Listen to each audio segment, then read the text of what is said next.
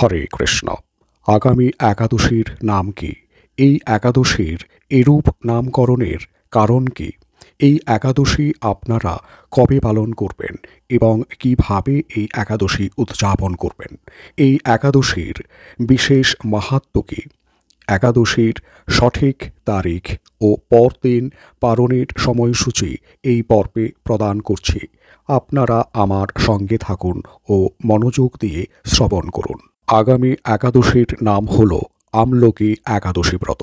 শাস্ত্র সিদ্ধান্ত ও বিশুদ্ধ চান্দ্রপঞ্জিকা অনুযায়ী ইহা ফাল্গুন মাসের শুক্লপক্ষের একাদশী ব্রত। ভারত ও বাংলাদেশে এই একাদশী ব্রত পালন করতে হবে 20 মার্চ 2024 খ্রিস্টাব্দের বুধবার। বিশ্বের বেশ কিছু স্থানে এই একাদশী ব্রত পালন করতে হবে 21 মার্চ। এখন আমরা আসুন দেখে নিই কোথায় কবে এই একাদশী ব্রত পালন করতে হবে। বিশ্বের যে সকল স্থানে 20 মার্চ 2024 খ্রিস্টাব্দ বুধবার এই আমলকি একাদশী ব্রত পালন করতে হবে, সেই সমস্ত জায়গার নাম হল ভারত, বাংলাদেশ, নেপাল, ভুটান, শ্রীলঙ্কা, মালদ্বীপ, Myanmar, Pakistan, Thailand, Kurdistan, Dubai, আরব আমিরাত, সৌদি আরব, Bahrain, Kuwait, Qatar, Oman, Jordan, Lebanon, Cyprus, Russia, Finland, Greece, Ukraine, Romania, মিশর, সুদান, ইথিওপিয়া, উগান্ডা, মরিশাস, পূর্ব আফ্রিকার Seychelles, America, Canada, Brazil, Argentina, Peru সহ উত্তর আমেরিকা এবং দক্ষিণ আমেরিকা মহাদেশের সকল দেশ। এই সমস্ত স্থানগুলিতে 20 মার্চ 2024 খ্রিস্টাব্দের বুধবার আমলকি একাদশী ব্রত পালন করতে হবে। যে সকল স্থানে 21 মার্চ 2024 খ্রিস্টাব্দে এই আমলকি একাদশী ব্রত পালন করতে হবে, সেই সব স্থানগুলির নাম হল Malaysia, Singapore, Indonesia, Brunei, Vietnam, Philippine, Taiwan, চীন, জাপান, হংকং, দক্ষিণ Korea, Mongolia, Cambodia, Australia, New Zealand, Sweden, Norway, Denmark, London, Ireland, Spain, Portugal, Italy, Germany, France, Switzerland, Poland, Hungary, Croatia, Austria, চেক Republic, Malta, Netherland, Serbia, Belgium, Nigeria, Libya, Congo, পশ্চিম আফ্রিকার মালি, Angola, south Africa. এই সমস্ত স্থানে আমলকি একাদশী ব্রত পালন করতে হবে 21 মার্চ। কোথায় কবে এই আমলকি একাদশী ব্রত পালন করতে হবে এখন তা আমরা জানলাম। শাস্ত্র সিদ্ধান্ত ও বিশুদ্ধ চান্দ্রপঞ্জিকা অনুযায়ী ইহা ফাল্গুন মাসের শুক্লপক্ষের একাদশী ব্রত, আমলকি একাদশী ব্রত। আপনারা অবশ্যই সবান্ধবে এই আমলকি একাদশী ব্রত ভক্তি ভরে নিষ্ঠার সঙ্গে পালন করবেন। নির্ধারিত সময়ের মধ্যে পালন করবেন এবং ভগবানের কাছে প্রার্থনা করবেন যদি একাদশী পালনে কোনো ত্রুটি বা বিঘ্ন ঘটে তাহলে তিনি যেন মার্জনা বা ক্ষমা করে দেন। সারা বিশ্বের বিশেষ স্থানসমূহের পালনের সঠিক সময়সূচি ভিডিওর শেষাংশে প্রদান করছি। নিজের বাড়ির অবস্থান অনুসারে সময় দেখে নির্দিষ্ট সময়ের মধ্যে পঞ্চ রবিশস্য দিয়ে নিবেদিত কৃষ্ণপ্রসাদ গ্রহণ করে পালন সম্পূর্ণ করবেন। যারা নূতন তাদের জন্য একাদশীর বিধিনিষেধ ও নিয়মাবলী সম্পর্কে খুব সংক্ষিপ্ত একটি আলোচনা করছি। যদিও এই সম্পর্কিত পূর্ণাঙ্গ ভিডিও রয়েছে, এর লিঙ্ক আপনি আই বাটন ও ডেসক্রিপশন বক্স থেকে পাবেন। প্রয়োজনে সেখান থেকে সংগ্রহ করে দেখে নিতে পারেন। যারা আমিষভোজী তারা একাদশীর আগের দিন ও পরের দিন নিরামিষ আহার গ্রহণ করবেন। একাদশীর আগের দিন রাত 12টার মধ্যে খাওয়া ও ব্রাশ সম্পূর্ণ করবেন। একাদশীর দিন কোনো রকম পঞ্চ রবিশস্য গ্রহণ করবেন না। ধান, গম, ভুট্টা বা যব, ডাল ও সরিষা জাতীয় কোনো খাদ্যদ্রব্য গ্রহণ করবেন না, ইহা সম্পূর্ণরূপে বর্জনীয়। একাদশীতে নিষিদ্ধ পঞ্চ রবিশস্যের মধ্যে ধান জাতীয় চাল, মুড়ি, চিড়া, সুজি, পায়েস, খিচুড়ি প্রভৃতি দ্রব্য, গম জাতীয় আটা, ময়দা, সুজি, হরলিক্স, মিষ্টি, রুটি, বিস্কুট প্রভৃতি, যব বা ভুট্টা জাতীয় ছাতু, খই, রুটি প্রভৃতি, ডাল জাতীয় মুগ, মুসুর, মাসকলাই, খেসারি, ছোলা, বরবটি, শিম প্রভৃতি এগুলো খাবেন না। তৈল জাতীয়ের মধ্যে সরিষা তেল, সয়াবিন তেল, তিল তেল, পাম তেল, রাইস ব্র্যান অয়েল ইত্যাদি তেল খাওয়া যাবে না। শ্যামা চাল সম্পূর্ণরূপে নিষিদ্ধ। এক্ষেত্রে আপনারা সবথেকে ভালো হয় ঘি ব্যবহার করে রান্না করবেন, অথবা সূর্যমুখী তেল বা বাদাম তেল ব্যবহার করতে পারেন। সেক্ষেত্রে শুধুমাত্র সন্ধব লবণ ব্যবহার করবেন। অনুকল্প প্রসাদ হিসেবে আপনারা বিভিন্ন ধরনের ফলমূল ব্যবহার করতে পারেন। আপেল, আঙুর, আম, কাঁঠাল, লিচু, কলা, আখ, আমড়া, নারিকেল, কমলা, তারপরে নাশপাতি, লেবু, গোল আলু, মিষ্টি আলু, চাল কুমড়ো, কাঁচা পেঁপে, ফুলকপি, দুধ, ঘি, ডাবের জল, মিছরির জল এগুলো আপনারা গ্রহণ করতে পারেন। সেক্ষেত্রে কোনো রকম কোনো অসুবিধে নেই। কোনোরূপ নেশাদ্রব্য গ্রহণ করা যাবে না, চা, কফি, বিড়ি, মদ্যপান ইত্যাদি। চুল, দাড়ি, নখ কাটা সম্পূর্ণরূপে বর্জনীয়।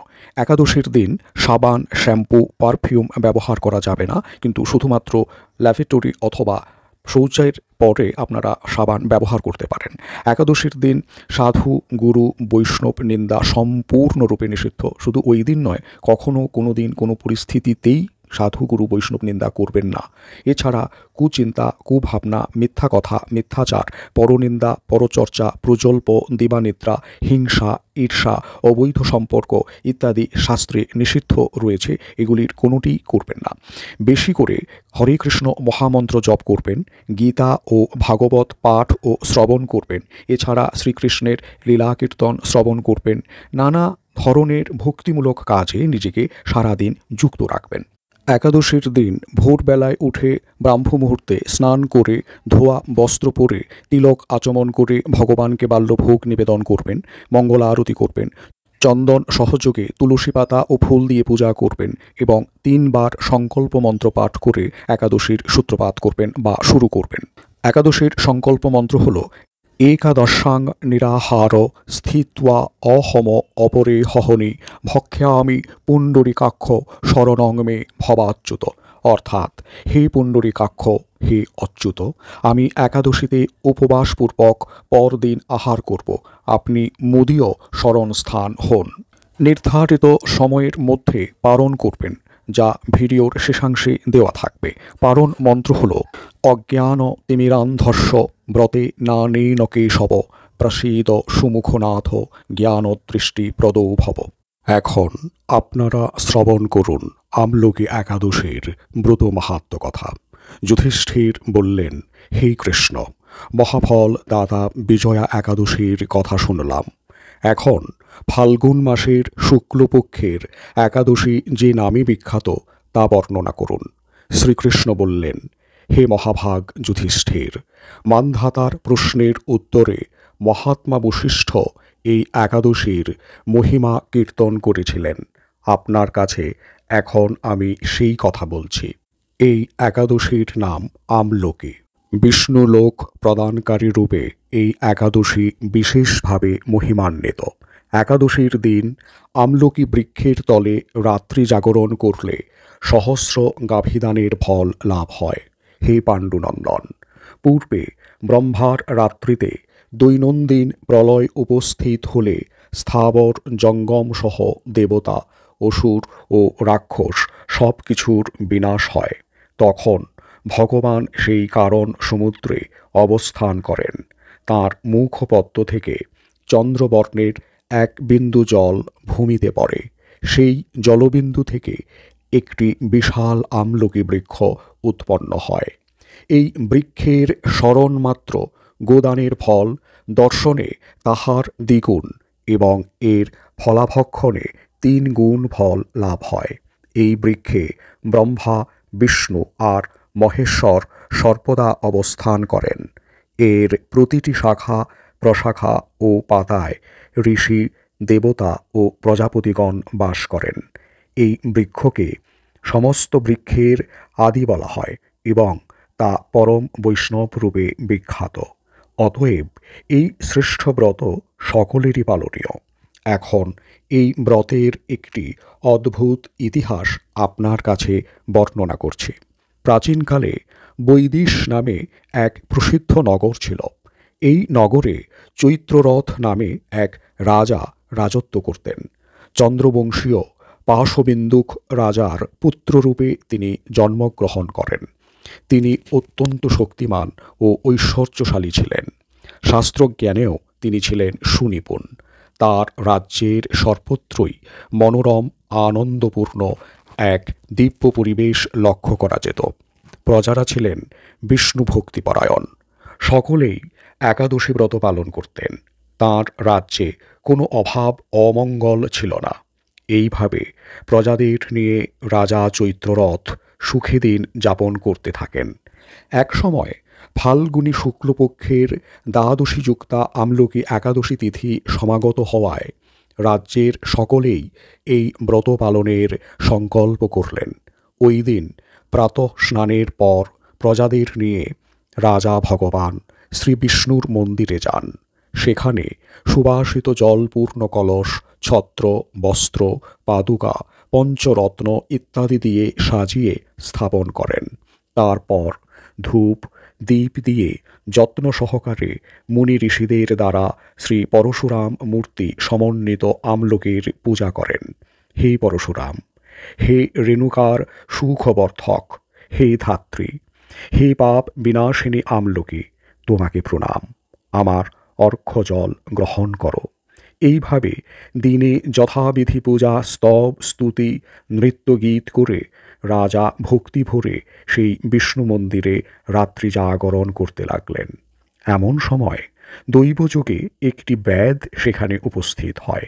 পূজার সামগ্রীসহ বহু ব্যক্তিকে একত্রে রাত্রি জাগরণ করতে দেখে সে কৌতূহলাক্রান্ত হল। সে ভাবল, এসব কি ব্যাপার? বিষ্ণু মন্দিরে প্রবেশ করে সে বসে পড়ল। কলসের উপরে স্থাপিত বিষ্ণু মূর্তি দর্শন করল। ভগবান বিষ্ণু এবং একাদশীর মাহাত্ম্যও সে মনোযোগ দিয়ে শুনল। সারাদিন ওই ব্যাধ কিছুই আহার করেনি। এইভাবে ক্ষুধায় কাতর হয়ে সেখানে সে রাত্রি জাগরণ করল। পরদিন প্রজাসহ রাজা নগরের দিকে যাত্রা করলেন। সেই ব্যাধও তার গৃহে ফিরে গেল। এরপর এক সময় ব্যাধের মৃত্যু হল। একাদশীতে রাত্রি জাগরণ ব্রত প্রভাবে সেই ব্যাধ পরবর্তী জন্মে এক রাজ্যের অধীশ্বর রূপে নিযুক্ত হল। জয়ন্তী নামে এক নগরী ছিল। সেখানে বিদুরথ নামে এক রাজা বাস করতেন। ওই ব্যাধ বিদুরথ রাজার মহাবলীপুত্র রূপে জন্মগ্রহণ করেন। তার নাম হয় বসুরথ। 1,00,000 গ্রামের আধিপত্য তিনি লাভ করলেন। তিনি ছিলেন সূর্যের মতো তেজস্বী, চন্দ্রের মতো কান্তিমান ও পৃথিবীর মতো ক্ষমাশীল। বিভিন্ন সদ্গুণে ভূষিত বসুরথ পরম বিষ্ণুভক্তিপরায়ণ হন। এই মহাদাতা রাজা একবার শিকার করতে গিয়ে পথ ভুলে যান। গভীর জঙ্গলের মধ্যে ক্ষুধায় পীড়িত হয়ে তিনি ক্লান্তিবশত শুয়ে পড়েন। এমন সময় কতগুলি পর্বত নিবাসী ম্লেচ্ছ রাজার কাছে এসে নানাভাবে উৎপীড়ন করতে থাকে। রাজাকে তাদের শত্রু মনে করে তারা তাকে হত্যা করতে চেষ্টা করে। পূর্বে এই রাজা আমাদের পিতা, মাতা, পুত্র, পৌত্র সবাইকে মেরে ফেলেছে, আমাদের গৃহ ছাড়া করেছে। এই রকম বলতে বলতে ম্লেচ্ছরা রাজাকে হত্যা করতে উদ্যত হয়। তারা বিভিন্ন অস্ত্র শস্ত্রে তাকে আঘাত করতে থাকে। কিন্তু আশ্চর্যের বিষয়, তাদের সকল প্রচেষ্টা ব্যর্থ হয়। রাজার কোনো ক্ষতিই তারা সাধন করতে পারেনি। তখন রাজার শরীর থেকে নানা অলঙ্কারে বিভূষিতা এক পরমা সুন্দরী স্ত্রী মূর্তি আবির্ভূত হন। মহাশক্তিধারিণী ওই নারী অল্প সময়ের মধ্যেই সকল পাপী ম্লেচ্ছকে নিধন করল। রাজার নিদ্রাভঙ্গ হল। এই ভয়ানক হত্যাকাণ্ড দেখে রাজা অত্যন্ত বিস্মিত হলেন। তিনি বলতে লাগলেন, আহা, আমার শত্রুদের হত্যা করে কে আমার প্রাণ রক্ষা করল? এমন কৃপালু কে আছে? আমি তার প্রতি আমার কৃতজ্ঞতা প্রকাশ করছি। এমন সময়ে দৈববাণী হল, ভগবানকে সব ব্যতীত শরণাগতকে রক্ষা করবার আর কে আছে? তিনিই শরণাগত পালক। দৈববাণী শুনে তিনি ভক্তিযুক্ত চিত্তে গৃহে ফিরে এলেন। তারপর প্রজাসহ মহাসুখে ইন্দ্রের মতো নিষ্কণ্টক রাজ্য ভোগ করতে লাগলেন। বশিষ্ঠ বললেন, হে রাজন, যে মানুষ এই পরম উত্তম আমলকি একাদশী ব্রত পালন করেন তিনি নিঃসন্দেহে বিষ্ণুলোক প্রাপ্ত হন। আপনারা সবাই শ্রবণ করলেন আমলকি একাদশীর ব্রত মাহাত্ম্য কথা। এখন সারা বিশ্বের বিশেষ স্থানসমূহের একাদশীর তারিখ ও পরের দিন সকালের পারণের সময়সূচি প্রদান করা হলো। নিজের বাড়ির অবস্থান অনুসারে সময় দেখে নির্দিষ্ট সময়ের মধ্যে পঞ্চরবিশস্য দিয়ে নিবেদিত কৃষ্ণপ্রসাদ গ্রহণ করে পারণ সম্পূর্ণ করবেন। তবে পারণের পূর্বে পারণ মন্ত্র 3 বার উচ্চারণ করে তারপর পারণ করবেন। ডেসক্রিপশন বক্সে টেলিগ্রাম চ্যানেলের লিংক দেওয়া থাকবে, সেটিতে জয়েন করলে আপনারা পারণের সময়সূচি ও আমার চ্যানেলের সমস্ত ইনফরমেশান পাবেন। ভিডিওটি ভালো লাগলে কমেন্ট করে জানাবেন কেমন লাগলো। সকলকে শেয়ার করবেন, লাইক করবেন এবং চ্যানেলটিকে অবশ্যই সাবস্ক্রাইব করতে ভুলবেন না। সবাই ভালো থাকবেন। ধন্যবাদ। হরে কৃষ্ণ।